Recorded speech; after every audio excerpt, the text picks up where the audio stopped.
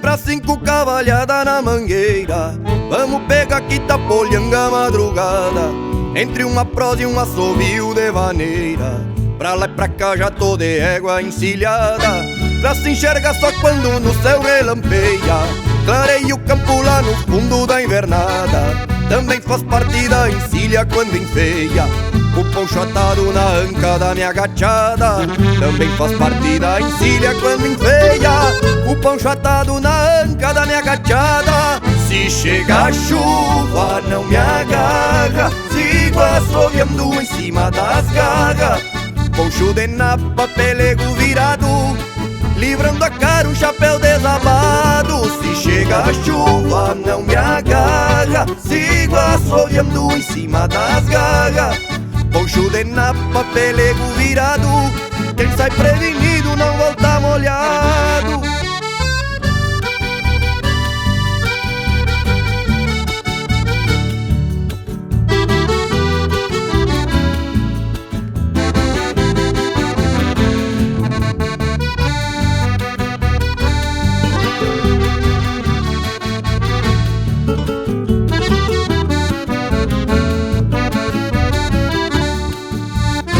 Empeça a chuva e cada um tá na sua volta, com suas escolta porque tem que juntar o gado.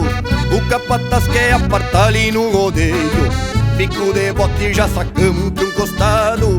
Só se cuidamos porque o piso tá molhado, vamos baixar com esses boi gordo pra mangueira. É bom que chova porque apesar do barro, ainda é melhor que respirando a polvadeira. É bom que chova porque apesar do barro, ainda é melhor que respirando a polvadeira. Se chega a chuva não me agarra, sigo assoviando em cima das garras. Poncho de napa, pelego virado, livrando a cara um chapéu desabado. Se chega a chuva não me agarra, sigo assoviando em cima das garras.